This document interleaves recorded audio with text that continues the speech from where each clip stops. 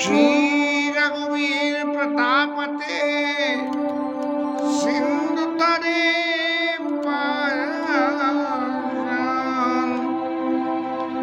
गिरिजा ते मति मंद जे राम तज भजई जाई प्रभु। अब पुल का बंधन तो हो गया, लेकिन प्रश्न ये सबरा हुआ कि भाई राम जी ने तो कुछ करा ही नहीं, और राम जी ने जब कुछ नहीं करा तो जो बंदरों की प्रभाव से ही तो पुल बना, तो गाथा किसकी हुई? बंदरों की हुई। अब सब लोग आपस में बातें करने लगे, कोई बंदर अपनी कहवे, दूसरा बंदर अपनी कहवे। समाज में तो ऐसा ही होता है कि जितने लोग हों मुंह उतनी बातें। बात राम जी के पास में पहुंची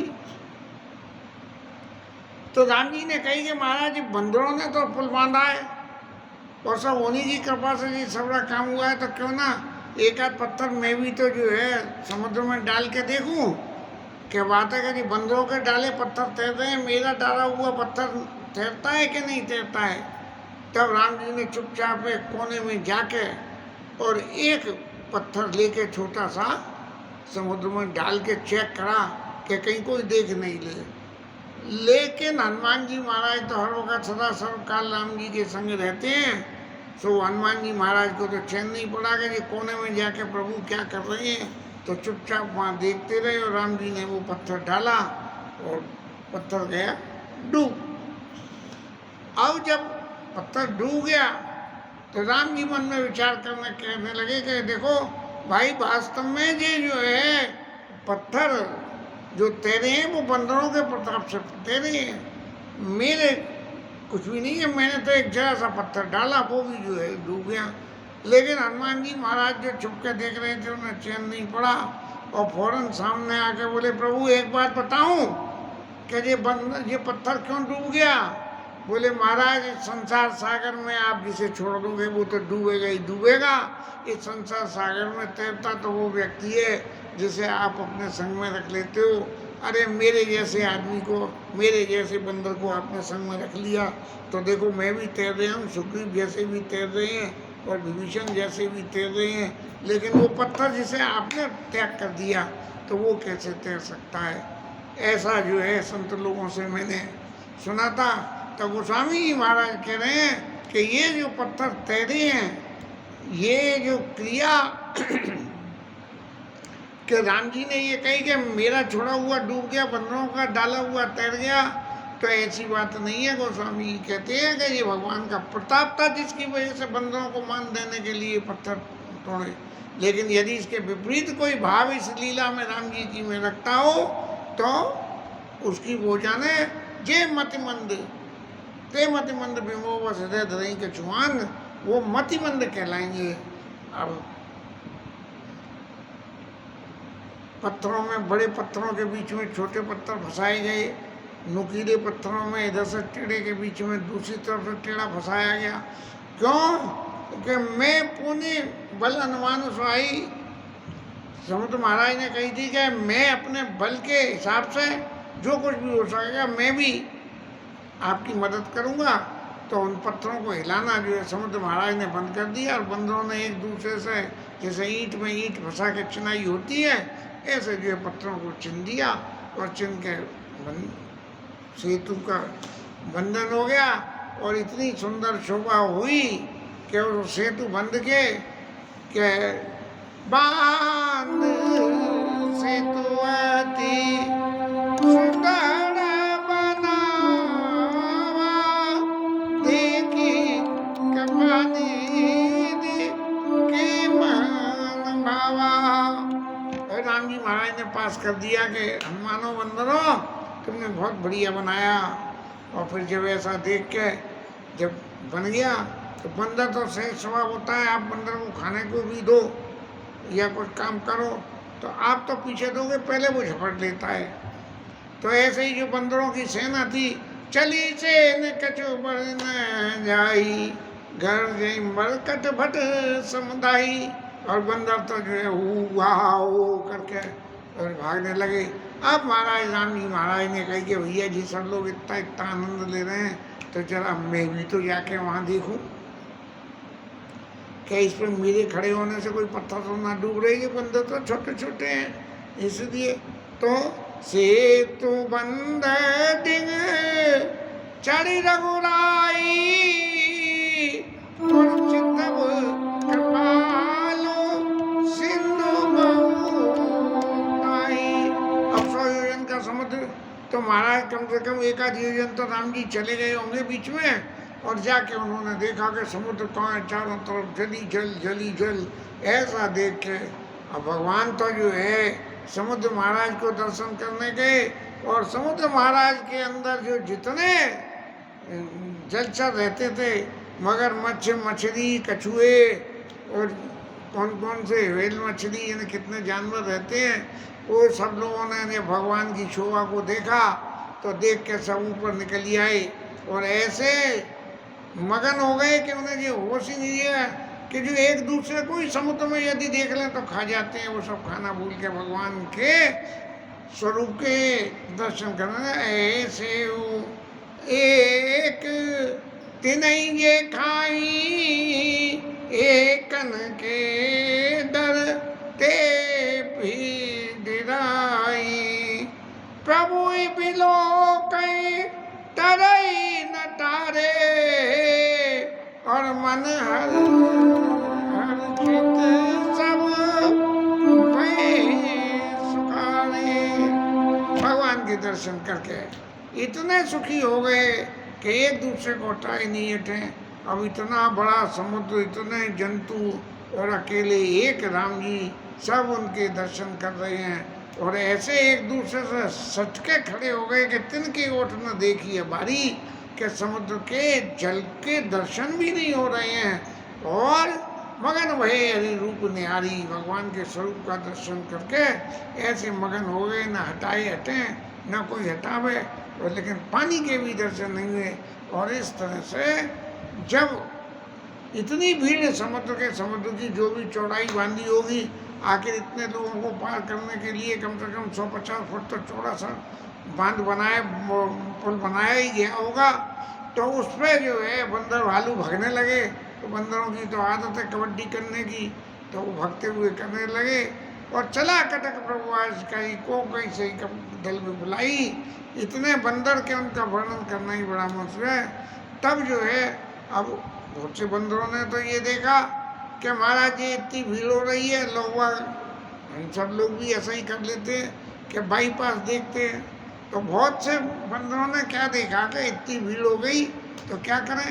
अब वो जो कह रहे थे कि मैं तो एक तरफ से पार चला जाऊंगा, दूसरी तरफ लौटने में मेरे को दिक्कत है, बोले आधी रास्ता तो मैं उड़ जाऊंगा, आधी में दिक्कत है। ऐसे बंदर जो है हवा में उड़ के और समुद्र के इसके सेतु के ऊपर, पुल के ऊपर, राम सेतु के ऊपर में उड़ के चलने लगे। बोले नीचे कौन चले, ऊपर होते हुए चलो। और इस तरह से चलते चलते बहुत सारे बंदर तो इतने चतुर रहे कि उन्होंने कही कि ये तो सारे जंतु तो देखने में मस्त हो रहे हैं, राम जी के दर्शन करने में, तो उनकी खोपड़ी पे ही जाके और चढ़ चढ़ के पाँव रख के भागने लगे। तो इतनी समुद्र के पुल की चौड़ाई हो गई जिसकी कोई शुमार नहीं। इस तरह से भगवान राम जाके और समुद्र के पार में उतर गए। बंदरों सहित सबों ने एक जगह डेरा कर लिया। और जब राम जी महाराज वहाँ आए तब जो समुद्र के किनारे लगे हुए फल थे, वैसे तो नारियल ही पैदा होता है समुद्र किनारे, पर पता नहीं वहाँ कौन कौन से कितने जो है वो फल लग रहे थे। तो सब ऋतु और बेऋतु की गति को त्याग के और राम जी और बंदरों के हित के लिए सब फल गए। और फिर बंदर महाराज तो उद्यम करने लगे कि फल खावें तो वृक्षों को तोड़ें और इधर से उधर फेंकें और उधर से इधर फेंकें। अब कुछ राक्षस महाराज घूमते हुए आ गए और आके उन्होंने बंदरों से कहा, ये बंदरों उद्यम न करो। तब बंदरों ने 10 नाने काटे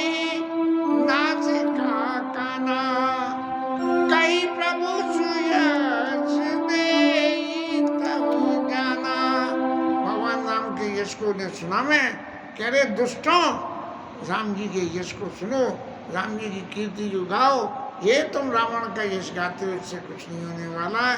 और जिनके नाक कान कटे उन्होंने रावण के पास गए और जाके कही कि महाराज आप तो कह रहे हो कि नरक पे भालो आहार हमारा, और ना तो इतने सारे बंदर आ गए कि हम पे खाते भी नहीं बनेंगे, इतने बंदर हैं, और इस तरह से समुद्र पर पुल बांधा है कि बस पूछो मत ही महाराज, सारे के सारे बंदरों की सेना पार उतर के आ गई। रावण महाराज ने ये सुना तो रावण को कोई ऐसा कहाँ रामायण में ही पढ़ा था शायद, के बांध्यो बन निधि नीरज निधि जलधि सिंधु बारी, सत्य तो निधि कंपति उदधि पयोधि नदी। ये रावण के जो 10 सिरों के नाम है कि बांध्यो कौन कौन को बात है, वन निधि, सबका नाम निधि से और जल से जुड़ा हुआ है, वन निधि, नील निधि और जलधि और सिंधु और बारिश, 5 नाम तो जी रहे एक तरफ के सिर के, और दूसरी तरफ के सत्य और तोय निधि और कंपति और उदधि और पयोधि नदीश। तो महाराज जी तो 11 हो गए, 2 और 2 4 2 6 7 8 9 नहीं 10 ही तो हुए, 10 नाम है। अब 10 मुंह से एक संग बोल उठे रावण महाराज, अरे ये कह रहा है कि इन्होंने समुद्र पर पुल बांध लिया, तो क्या वास्तव में ही बांध लिया? बस ये रावण के जीवन में जो है इस बात का अंदेशा पैदा हो गया कि मैं 10 मुंह से यदि एक संग बोल उठूंगा तो जीवन का अंत बहुत जल्दी हो जाएगा, ऐसा कई संतों ने कहा। तब रावण को लगा कि इसका मतलब तो मेरे जीवन का अंत भी शुरू हो गया, और मन में इस विकटता को, कोई आदमी कितना भी बली हो और कितना भी बली हो, कमजोर हो, निर्भय हो, लेकिन जब मृत्यु के नंबर की बात आती है तो उसके अंदर में भय पैदा हो जाता है।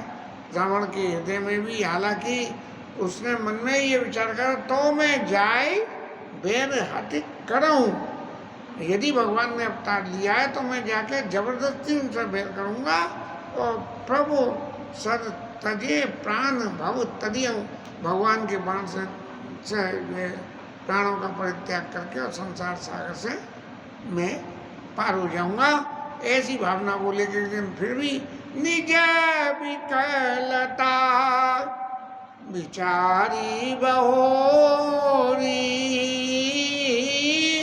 बियासी गया होगा करीबाया बोरी। डर के मारे जो है कि घर में पता लग गई तो फजीती होगी, इसलिए हंसता हुआ अपने डर को छुपाता हुआ गया। और मंदोदरी के पास भी महाराज, लंका तो छोटी सी जगह है, नक्शे में भी देखें तो बहुत छोटी जगह है हिंदुस्तान के देखते हुए। तो वो जो है मंदोदरी के पास में खबर पहुंच गई कि महाराज इस पार सेना सब आ गई, और खेल में इन्होंने तो बंदरों ने पत्थर ला के और लगाना तो छोड़, फेंक के मारे और पुल बन गया। कोई राजमिस्त्री नहीं आया, कोई कुछ नहीं आया, सीमेंट नहीं आया, और वैसे ही बन गया। तो कौतुक की बात हो तो बधायो। तब जो है रावण महाराज को पकड़ के अपने घर ले गई घर में, और ले जाके रावण महाराज के चरणों में अपना आंचल पसार के, नाई चरना सेरू अंचल रूपा, सुनहु वचन पिया परिहरि कोपा। और महाराज मेरे वचनों को सुनो और क्रोध मत करना, क्योंकि क्रोध करोगे तो फिर मेरी बात कोई तुम्हारे दिमाग में फंसेगी नहीं। इसलिए महाराज एक नीति की बात कहूँ तो नाथ बैर कीजिए जाई सो भुजबल जीत सकी जाई सो, जिससे आप अपनी भुजाओं के बल पर, दूसरों की भुजाओं के नहीं, अपनी भुजाओं के बल पर जिससे जीत सकते हो उसी को बैर करना चाहिए। और एक बात समझ लो, तुम रघुपति अंतर कीता कल खद्योत दिन करई जैसा, आपके और राम जी के बीच में जैसे सूर्य और जुगनू के बीच का जो फर्क होता है वैसा फर्क है। और उस दिन अशोक वाटिका में आपने इस आप सुन खद्योत समा रामई बानु समान, और परश बचन सुन कार्यसी बोला अति खिसियान। सीता मैया ने भी यही बात कही थी और मंदोदरी ने ये बात समझ के पकड़ ली इसीलिए।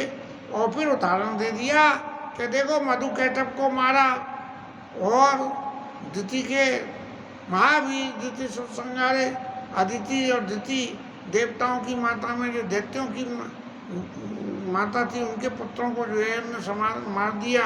और तो और सही बाली महाराज को भी ठिकाने लगा दिया और सहस्त्रार्जुन को भी भगवान ने उसकी सब भुजाएं काट दी। और जिसने इतने इतने आश्चर्यजनक काम किए हैं, तो आप एक बात अच्छी तरह से समझ लो, सो अवतरे हरण में भारा, वो इस पृथ्वी के भार को हरण करने के लिए आया है। तास विरोध न कीजिए नाता, और काल कर्म जीव जाके आता। ऐसे के संग में बैर नहीं करना चाहिए जिसके हाथ में जीना मरना जिसके हाथ में हो। इसलिए आप यदि मेरी बात मानो तो राम सौंपी जानकी नाई कमल पद्मान, सुत का राज समर्प्य मन भजिए जाई रघुनाथ। महाराज आप तो ये चाहते हो कि आपका उद्धार हो जाए, और उद्धार तो भजन करने से भी हो जाएगा। भगवान से बैर करके लड़ने मरने से क्या फायदा है। पुत्रों को राज्य दो और जाके जो है आप वन में जाके भगवान का भजन करो। आपने खूब देवताओं को सताया, परेशान करा, जो कुछ करना था पूरे संसार को आपने जीते दिया। इसलिए जो काम करना था जब वो सब काम कर लिया, तब जो है महाराज नाथ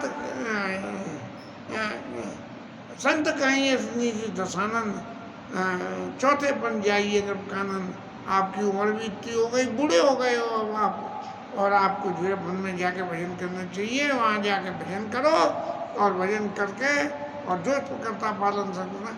ऐसे संसार का पालन करने वाले राम जी महाराज तुम्हारे ऊपर कृपा करने के लिए यहाँ पधारे हैं, तो उनका भजन है। भैया नाथ ममता सब त्यागी, ये घर परिवार सारी ममता को छोड़ के आप उनका भजन करिए।